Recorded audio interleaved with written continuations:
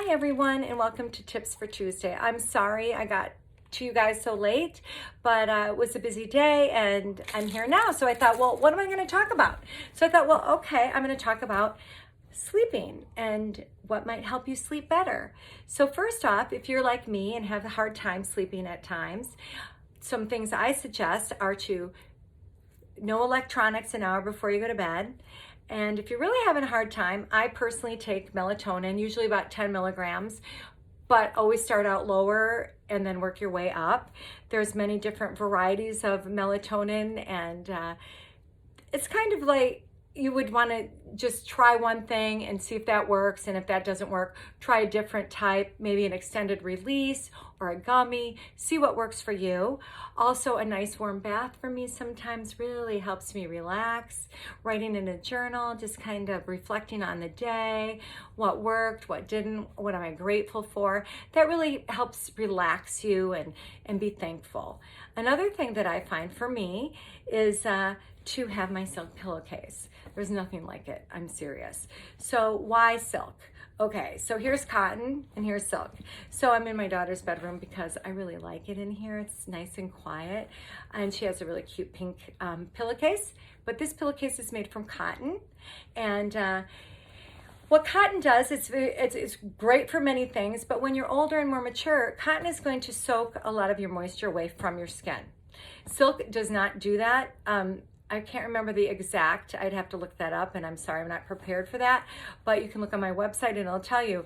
Silk does not draw as much moisture out of your skin as cotton does. So that's one reason why you wouldn't want to use cotton. After you've put all those beautiful products on your face and you're ready to go to bed and you've spent all that money on your products, you don't want to lie on a silk pillowcase. It'll suck the products right out of your skin. Lie on a silk pillowcase, it won't do that to the extent that a cotton pillowcase will.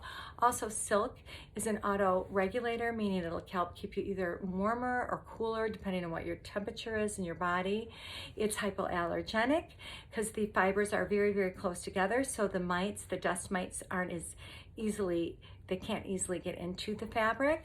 It is gentle on your skin, so if you have very frail skin or you know someone who does, like my mom, she used to have such thin skin that it would actually literally bleed when she moved. I mean, she lived to be 92, so she was very blessed, but at the same time her skin was very, very fragile, like a little delicate flower.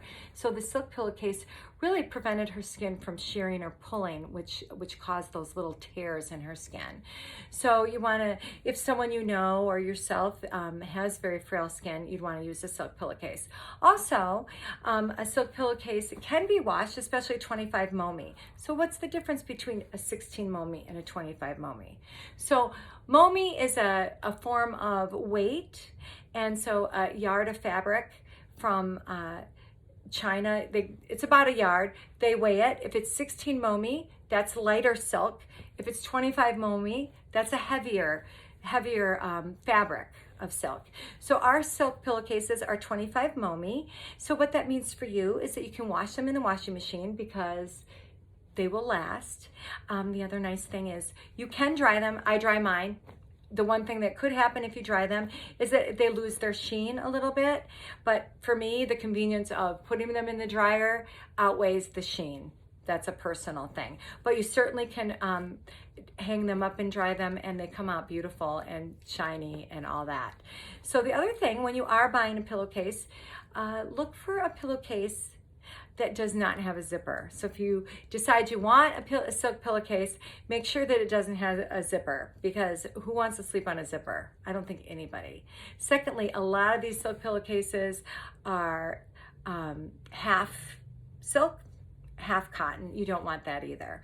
So I just want to let you know a little bit about silk and things that you can do to help yourself sleep better. It always can be a challenge, especially as you get older. So I wish you a good night, and I look forward to seeing you next week. I'll be a little more prepared. Thank you, and have a great week. Talk to you later. Bye.